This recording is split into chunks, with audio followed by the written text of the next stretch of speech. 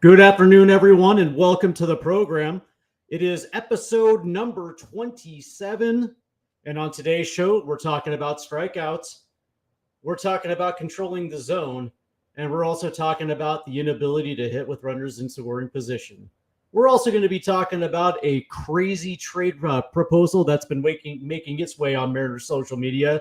All that coming up in just 1 second. It's episode number 27.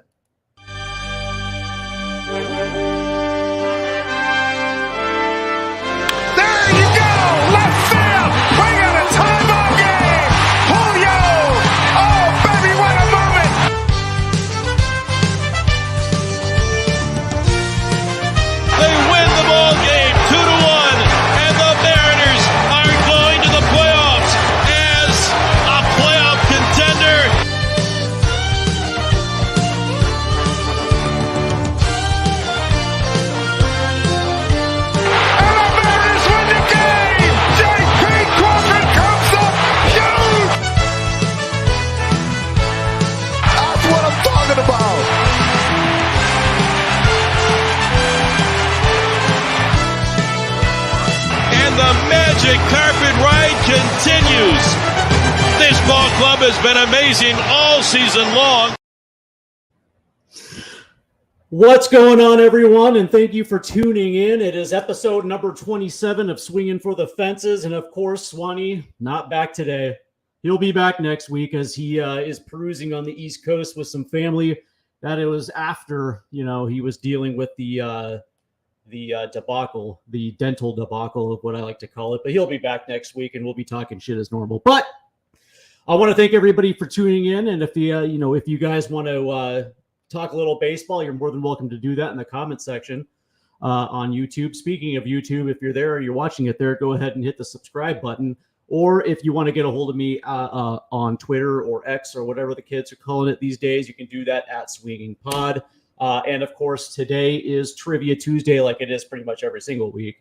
And today's trivia question is from 1979.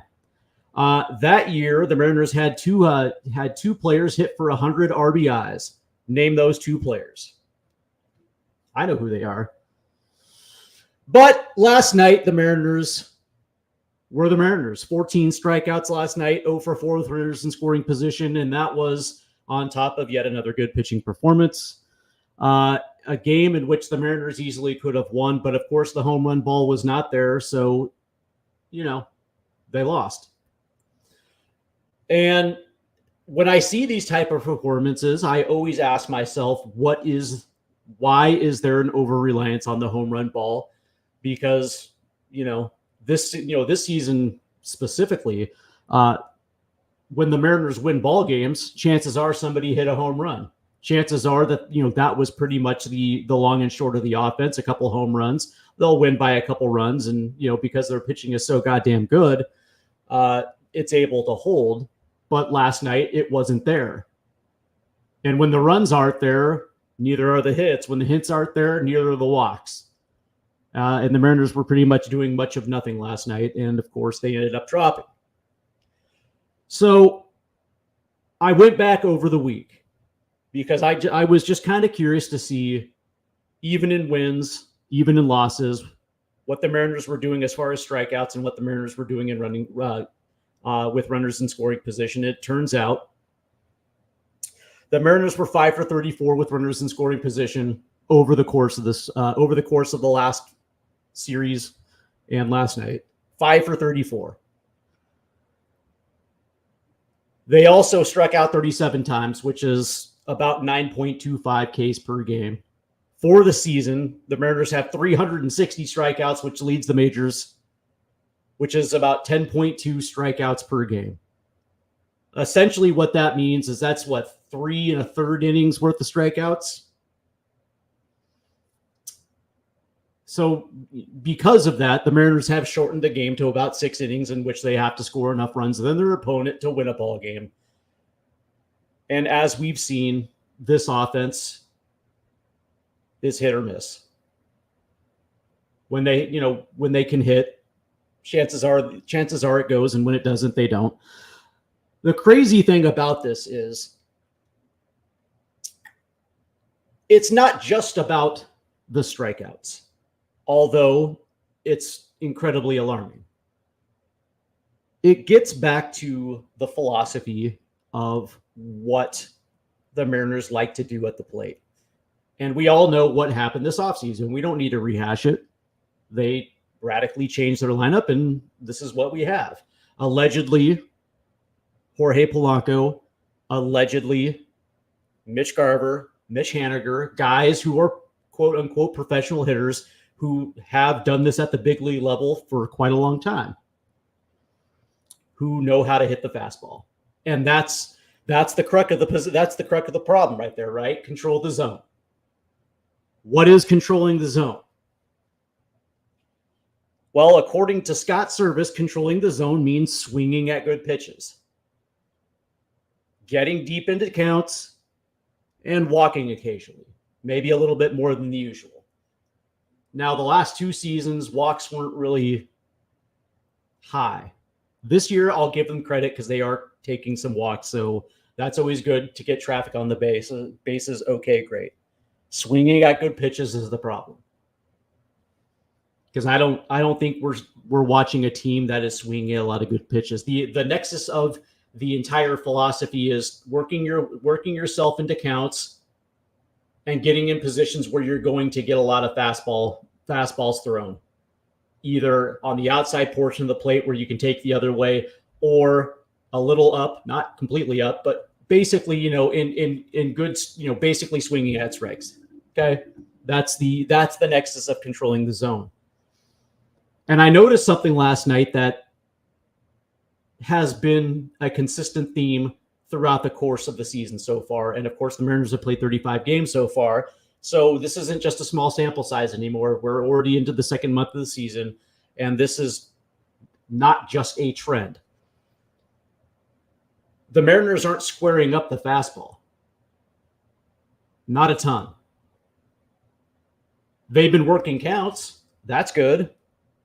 They've been drawing walks. Okay, great. But when they're in counts that are, that you're going to see a lot more fastballs, what have we seen? We've either seen players trying to aggressively pull the ball, which we see a lot of fouls, or we see a lot of fouls back behind the plate. The inability to square up a fastball. And a lot of the problems with runners in scoring position comes down to this fact that they're not taking advantage in hitters' counts. And that's a problem to me. And I think it probably should be a problem to anybody that watches baseball. For as good as this team is pitching wise, they're not even mediocre offensively. That's the funny part of the situation. And I understand, because when you watch this team from batter to batter, you understand exactly how pitchers are trying to work from them. You see a lot of sweepers, you see a lot of sliders, you see a lot of changeups low in the zone. You see a lot of bad calls too. That you see a lot of bad calls from home plate umpires that put Mariners, that put batters in the hole. And so in that situation, they're forced to react. And you see a lot of 2-strike counts. And in that situation, of course, you're going to see a lot of strikeouts. But we've also seen times when the Mariners have been a little aggressive early in counts, and of course, you see weak contact. And it gets back to what I've been saying for 2 seasons now, which is I understand the want and need to work deep into counts. It makes perfect sense to me. But that being said, there's also times where it's also called to be aggressive early in counts. If you get something that's either on the outer half portion of the plate or something right down the middle, there is no need to take it for a strike at all. I don't think so. I would love to see early aggression in counts where it calls for it. But, of course, we're not seeing that necessarily. The other part of the problem is when you're sitting off speed constantly, you're going to be late on the fastball, which is Mitch Haniger's problem. It's the oddest thing, because I think all of us remember Mitch from 2021, when Haniger was just absolutely crushing the baseball. Shit. Last year in Texas with Mitch Garver. How about Mitch Garver just a couple years ago in Minnesota? That dude, for whatever reason, feasted on fastballs, was able to handle the off-speed pitch, and for whatever reason, he steps into a Seattle Mariners lineup, and for whatever reason, they figure they forgot how to hit a fastball. The guys that you wouldn't expect to be consistent are the guys that are being consistent. I'm looking at you, Josh Rojas.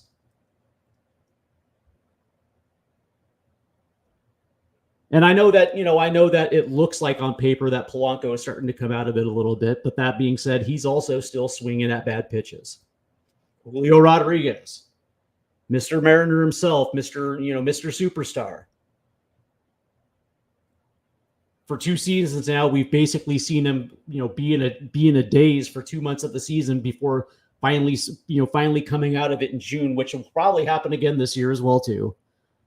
But this weird sensation to completely swing for the fences every single at bat, relying on the ultra reliant on a home run, when there's more than one ways to skin a cat. That's the aggravating part.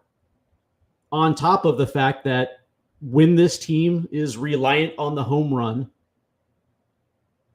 we saw it yesterday, where the first time through the order, it was like a hot knife going through butter against a pitcher who's good, not great.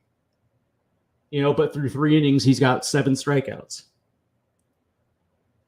Doesn't make a whole lot of sense to me. But that being said, I look at some of these runners in scoring position numbers, and especially in the Houston series, games 2 and 3, the Mariners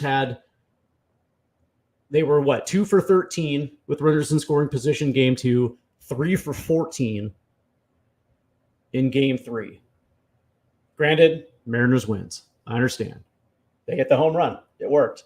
It worked out. But the ability, the ability to add on, the ability to not just get a starting pitcher out early, but to force your opponent to have to erase a 4-run lead or a 5-run lead or a 6-run lead early. The Mariners have the ability. There's no doubt. When you look at this lineup, it's not like this team is the 2010 Seattle Mariners, where it was completely devoid of devoid of talent. You look at it and you just shake your head, because it just doesn't make sense. How is this team consistently not able to turn on a fastball? I just don't get it. Now, of course, this is the other thing that's worth mentioning, because in the era right now, we're in an era of advanced metrics. Okay, now, excuse me. It is said that the first pitch of an at-bat, 60% of the time, you're going to get a fastball. 60% of the time. And what we've seen, especially early in the season, that we weren't seeing that necessarily. But over the course of the last 2.5, 3 weeks, we actually have seen that. And we've seen for the most part, a lot of foul tips or just straight taking the fastball on the first pitch. Why?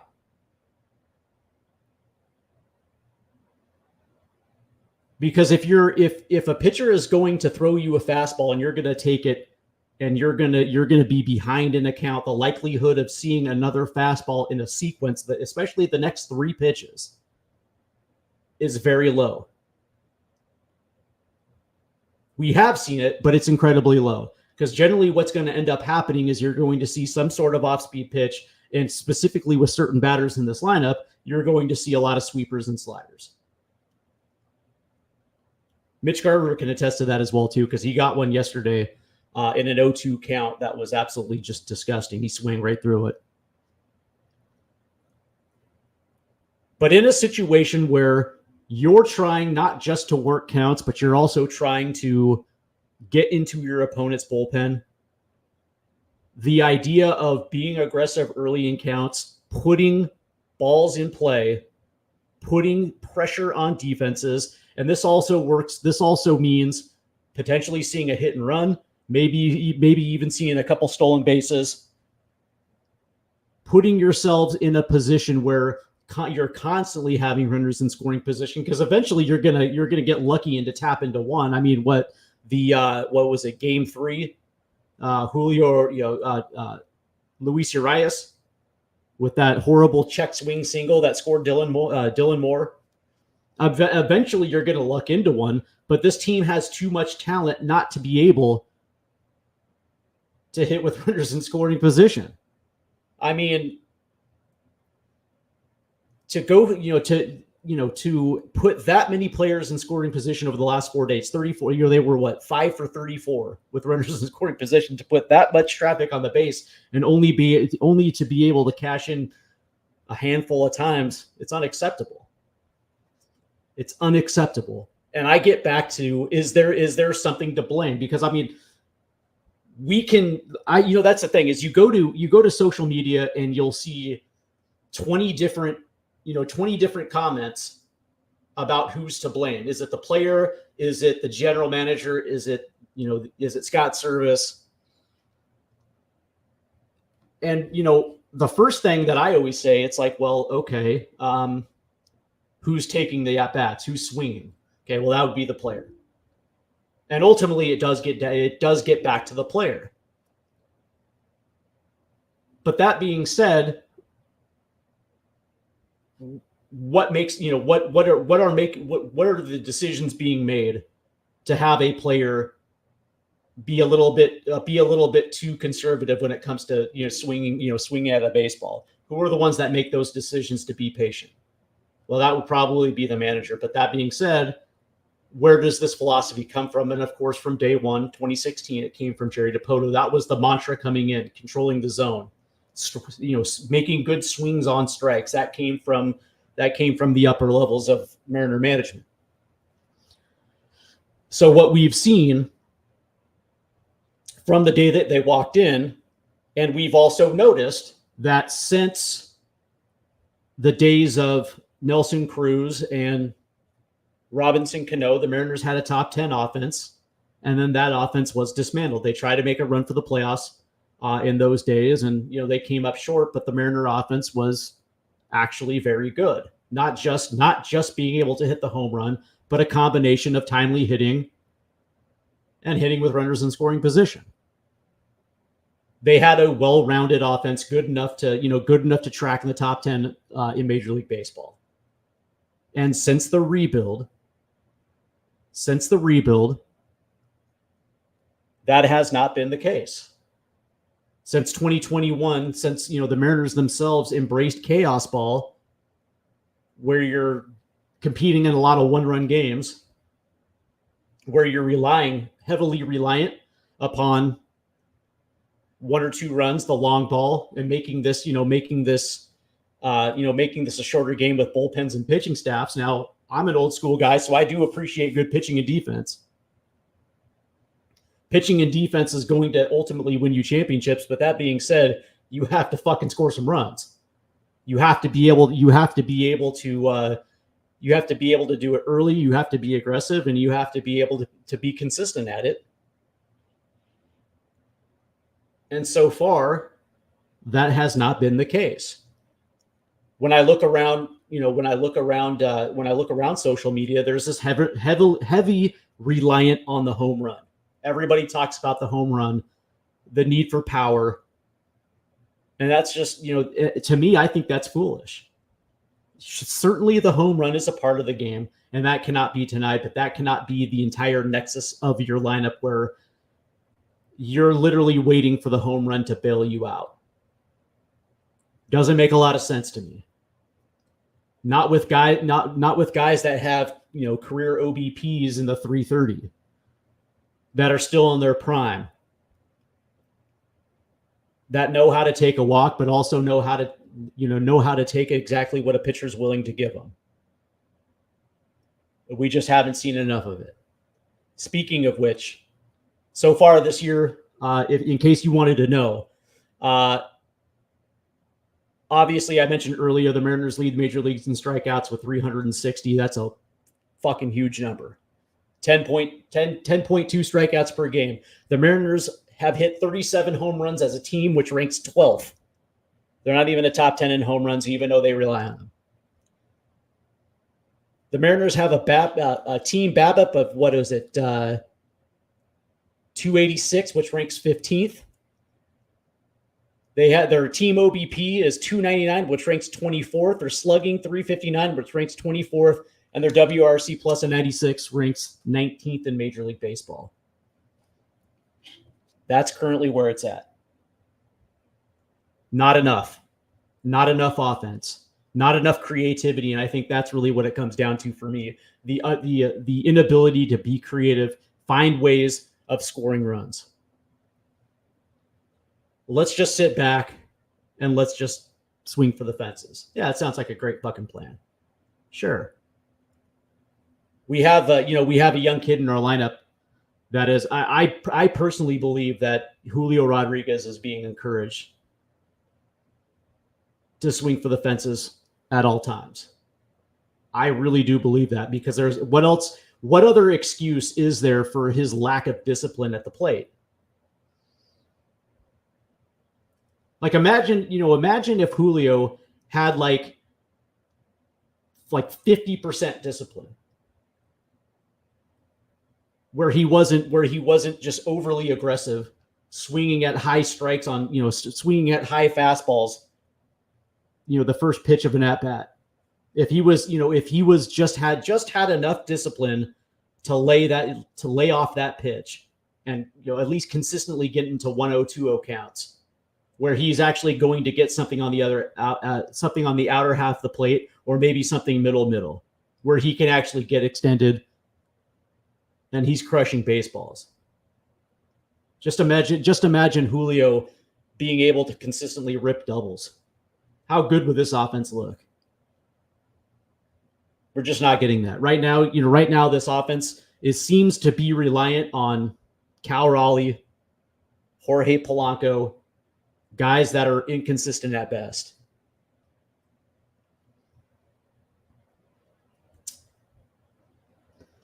Yes, the Minnesota Twins are good, but the Mariners are better. And this series should not be, a series of attrition. This should be a showcase of what, of when it's firing on cylinders, what this Mariner offense can look like. So that's interesting. Hey, by the way, I'm curious if you guys have noticed.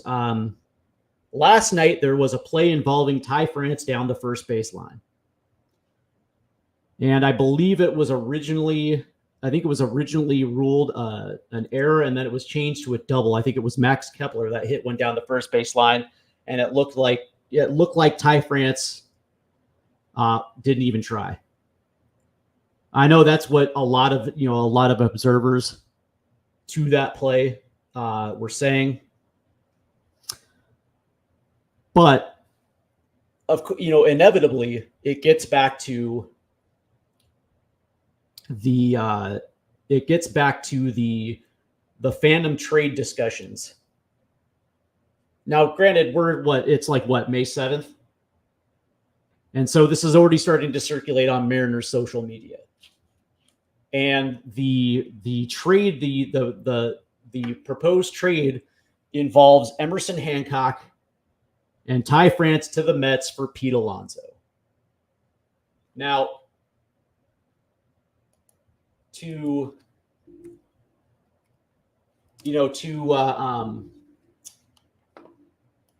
me, first off, I think it's kind of ridiculous because, I mean, first and foremost, we're not in a position where we can even start talking about trades. I mean, we're only 1 month into the season. A lot of teams have no idea what they are right now, especially bubble teams, playoff bubble teams like the Mariners and the Mets.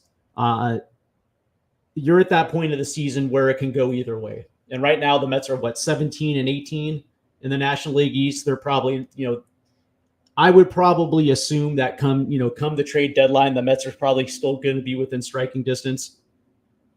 Just off of normal, just normal peripherals. I just don't see it. But that being said, I also think it's kind of ridiculous because, again, what is the appeal of Pete Alonso? What does he do incredibly well? He crushes baseballs, right? He puts baseballs into orbit. He is your typical high strikeout, high home run type of guy. As a matter of fact, I think he's got 2 straight 40 home run seasons. The year before that, it was 36, and then I think he had a 50 home run season his rookie year. So the dude can hit, and I understand the Mariners' appeal. Mariner fans' appeal for wanting Pete Alonso, but a few things. Number one, Pete Alonso is not a good defender. And as we've seen so far, infield defense matters. That kind of matters. That's the first thing. But also,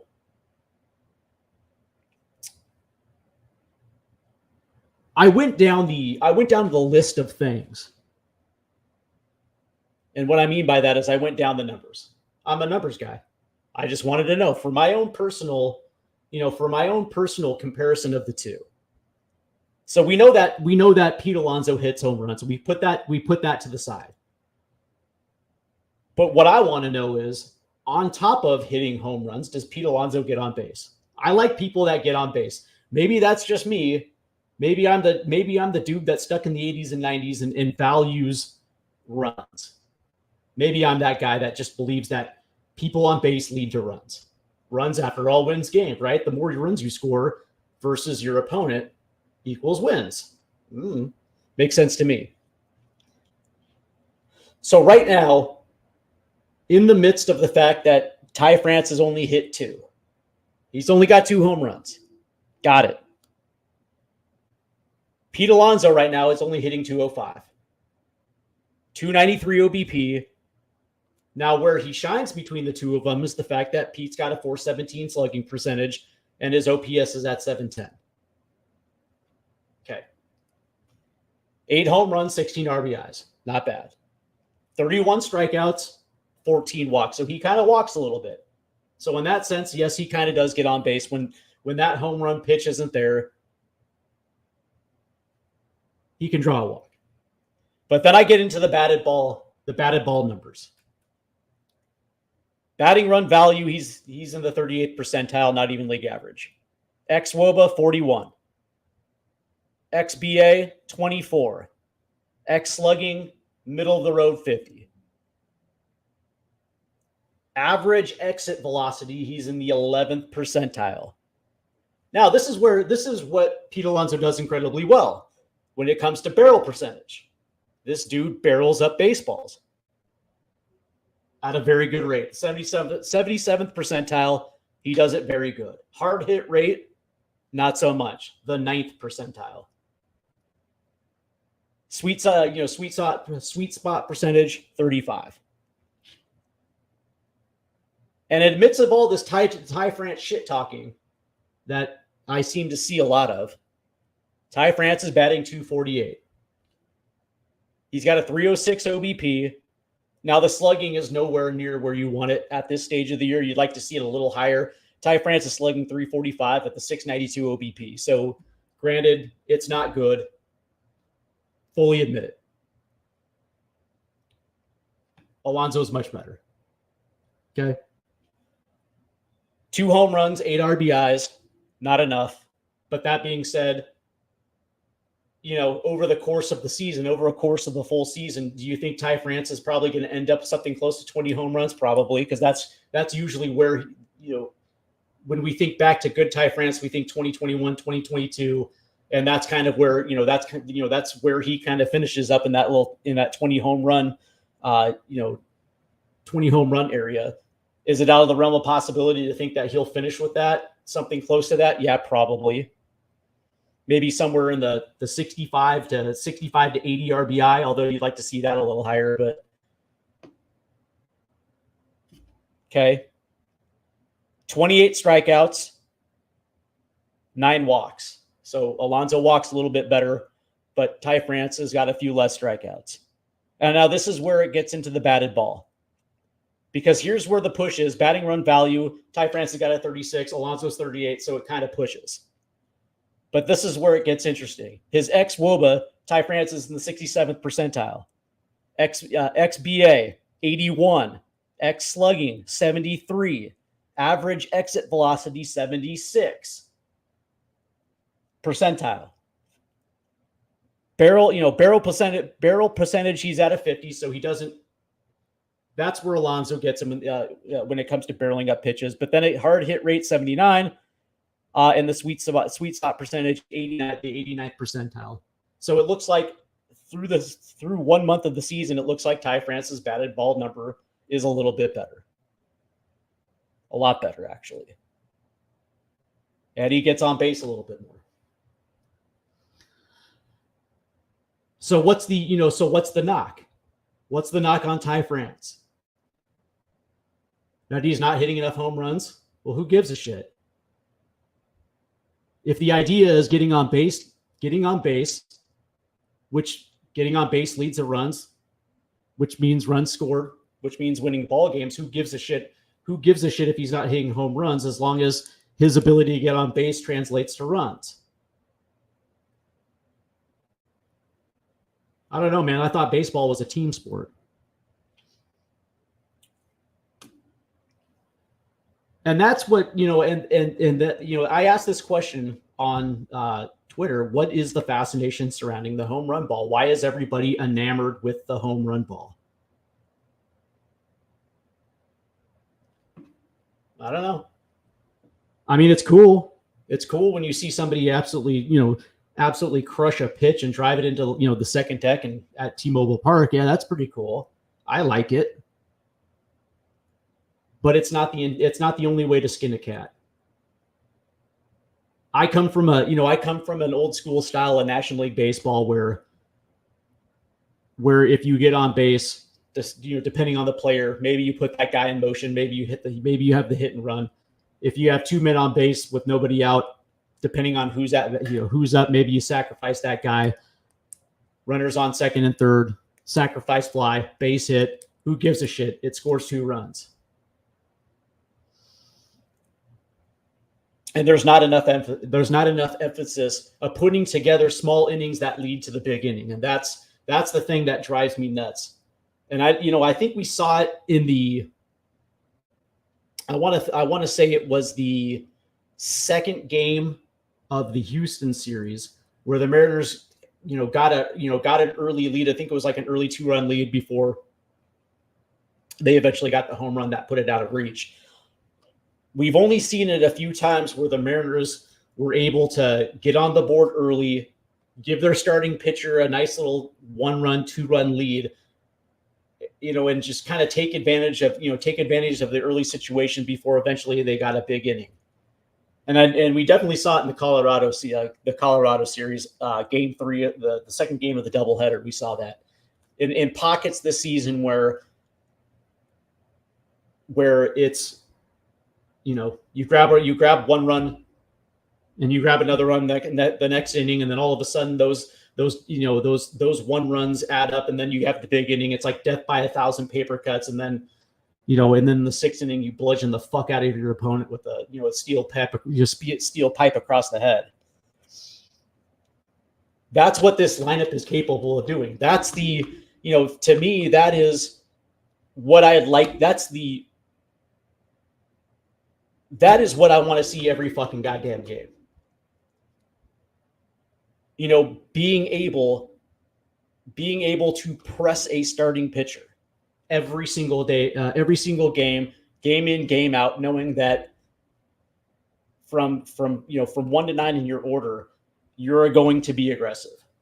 And yes, sometimes being aggressive does lead to strikeouts. I'm like, trust me when I say that, I already know that. But that being said, I would be okay with 6 to 8 strikeouts a game, and maybe even a higher average of ground ball outs. But that being said, if you're able to turn early on fastballs and get your hard hit rate up, get your barrel rate up, get your exit velo up, all of a sudden those baseballs are going to find holes, and you're going to have a lot more traffic on the base. Because one of the things that I do know this lineup can do, when it does find its groove, it's going to hit a lot of doubles. And, because this team has shown the ability to walk, we're probably going to see a little bit more runs developed outside of the long ball as the season progresses, as we get into the summer months. So maybe it's just me pitching because because it's early in the season, and I just want to see this lineup, produce to its full potential. And that's my big bugaboo. It's underachieving. Like I don't appreciate it. That's basically what it comes down to. I don't like seeing talent underperform or playing down to its opponent. So, all right. So tonight, Mariners versus Twins. And pull this up real quick.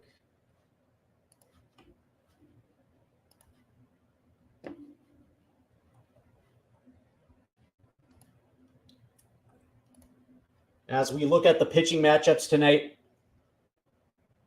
Emerson Hancock goes. For the Mariners, Bailey Ober is going for the Twins as we look at this young kid named Bailey.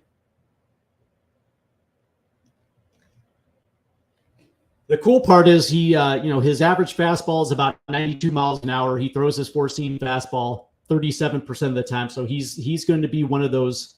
He's going to be one of those guys where, just like last night, last night you're going to see a lot of it because he also throws a cutter 26% of the time. So you're going to see a heavy dose of fastballs, and he will mix in a changeup 21% of the time. So he's going to be that guy who is going to be looking to establish counts with the fastball. The things that play into the Mariners' hands is the fact that he does give up a lot of hard hit balls, and sometimes he does have a tendency to walk some guys. Yeah, he does. He will get some strikeouts, but he will issue some walks. So the Mariners have the ability to get on base early.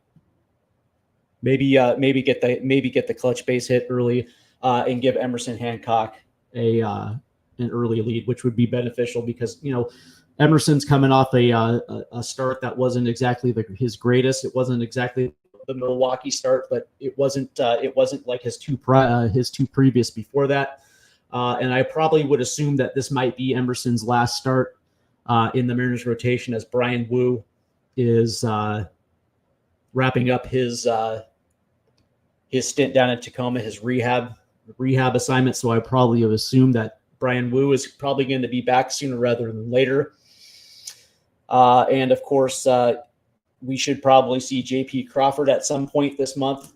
Same thing with Gregory Santos. So we're going to get some pieces back, which is going to be absolutely beneficial to this team. Speaking of which, out of curiosity, when J.P. Crawford does come back, should he regain the leadoff spot in this lineup? Granted, he didn't get off the greatest start. I'll give you that. But that being said, has Josh Rojas done enough to keep that leadoff spot in the lineup? I kind of believe so. I don't necessarily subscribe to the theory that just because you're injured, that automatically means that you get your spot back. The way that I looked at this was, to me, I have to answer the one simple question. So it's two simple questions. Number one, what is the job of a leadoff hitter? To get on base. That's it. That's the answer. To get on base. Has Josh Rojas done enough to warrant keeping that spot? And the answer is yeah.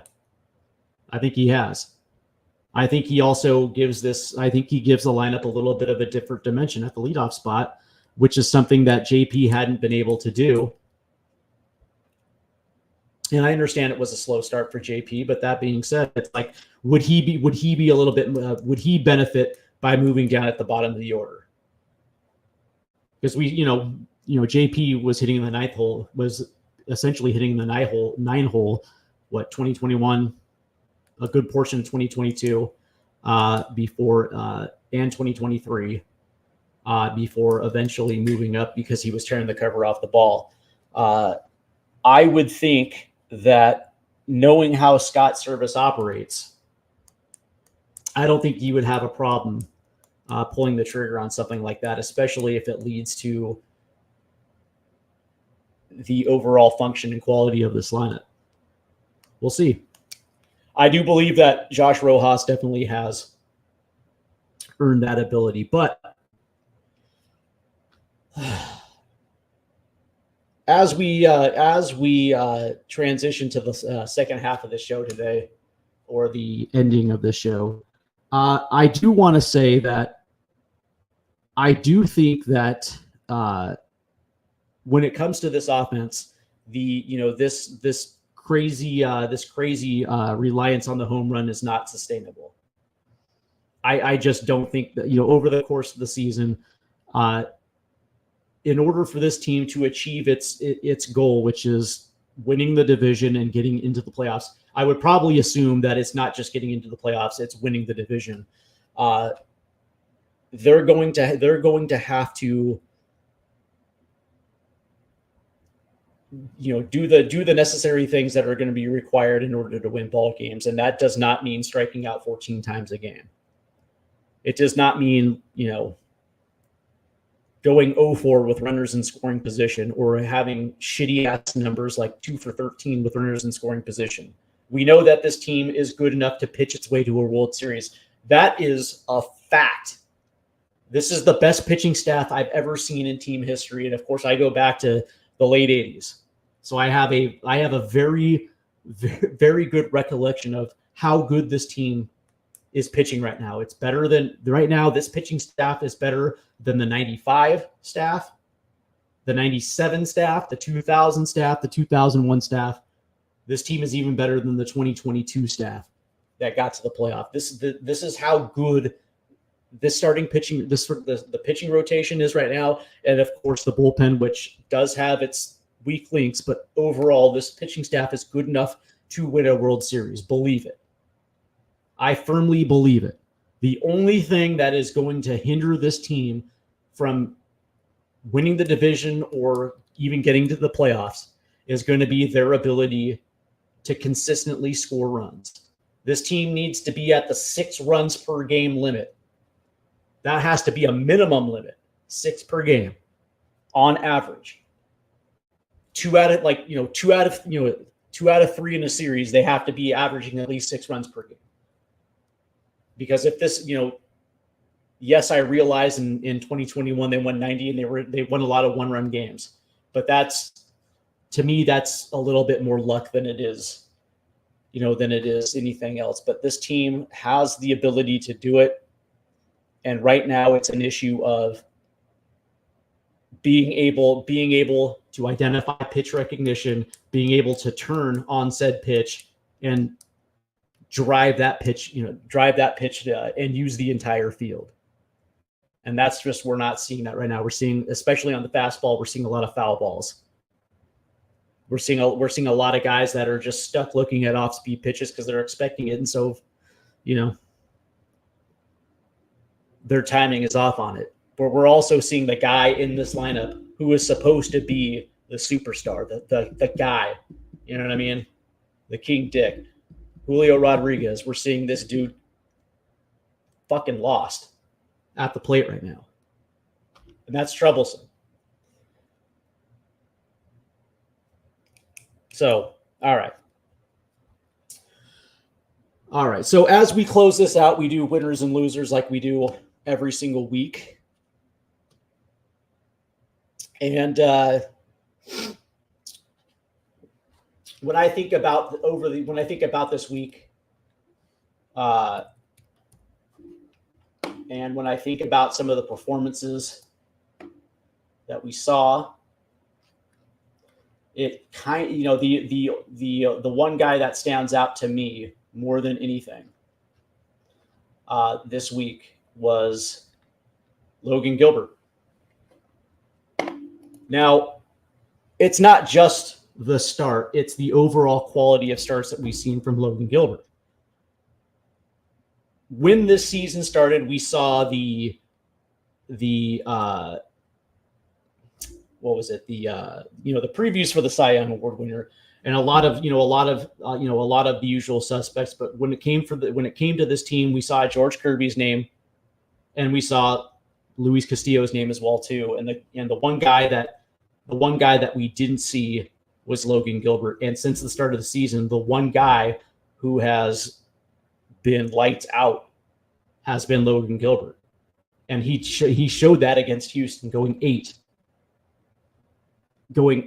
surrendering only 2 hits. Yeah, I mean, he didn't have the 12 strikeouts or anything like that, but who gives a shit? That dude was nails. And this is a guy who and I said this a couple days ago, he reminds me of the guy who has that air of being like a 10-year vet already, even though he's only been in the league a couple of years. That dude's demeanor reminds me of a guy who's been there and done it before. This dude doesn't run high. He doesn't run low. He reminds me of he has the demeanor of a guy like John Smoltz. I don't know if you guys remember John, but that dude was an absolute killer.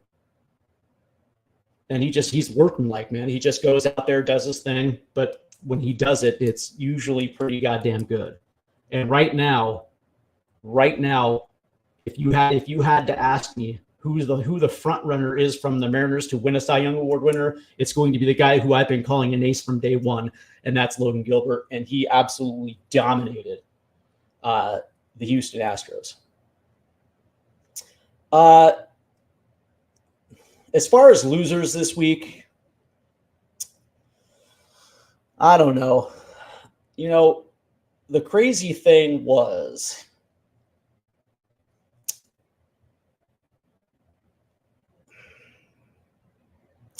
that's a good question. Who is it? Who is a good loser for the week? I don't know. Like, when I think about it,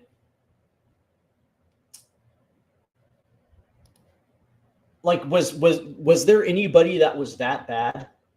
That's willing to have a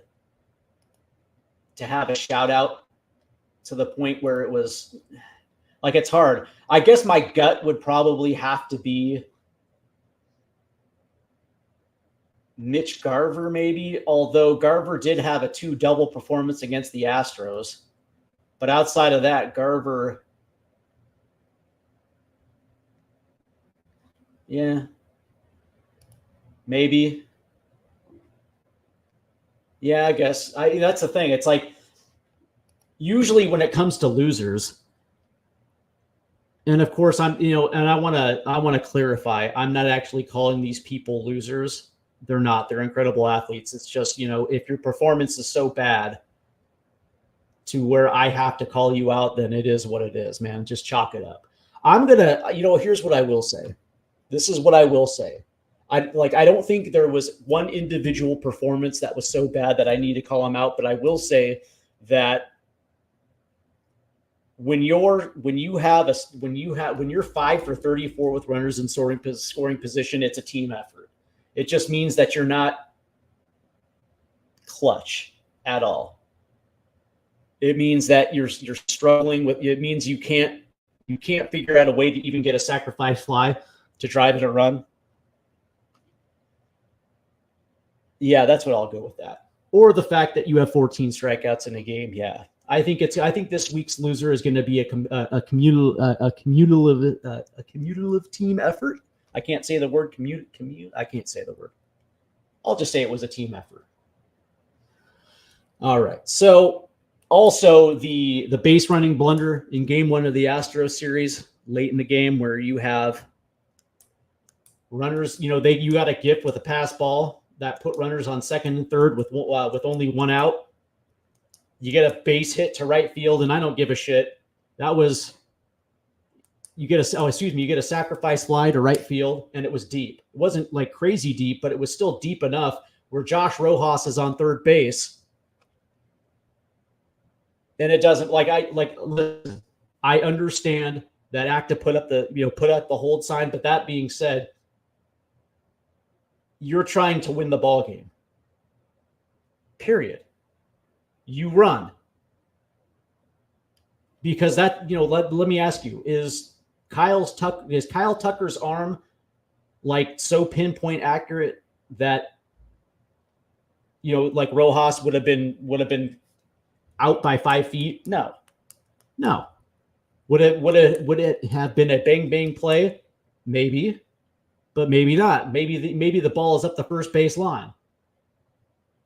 The point is, you're in that situation. You need to score runs. You're trying to come back, and you're trying to get this game into extras. Where the Mariners actually have been pretty good this year. I'll give them that.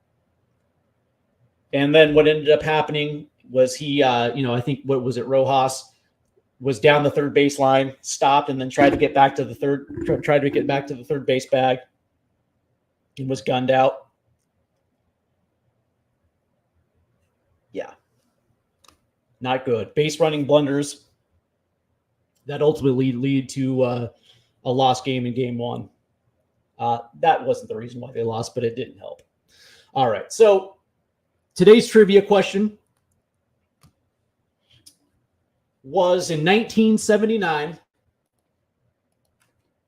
the Mariners had 2 players that hit for 100 RBIs. Who were they?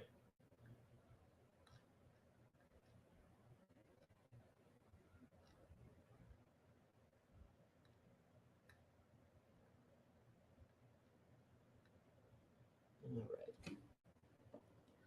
The answer for all you students of Mariner baseball history, the answer to that question is going to be Bruce Bochy, who ended up with 100 even, and Willie Horton, who had 106.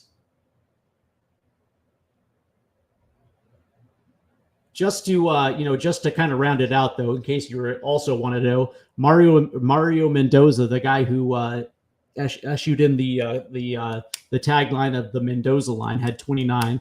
Joe Simpson had 27. Leon Roberts had 54. Julio Cruz had 29. Larry Cox had 36. And Rupert Jones finished with 78. There you go. I do want to thank everybody for stopping by. Next week, I'm sure Swanee will be back. Also, look out for the Sunday special, as we had one this last Sunday with Rooftop Sports, which is available on the YouTube channel.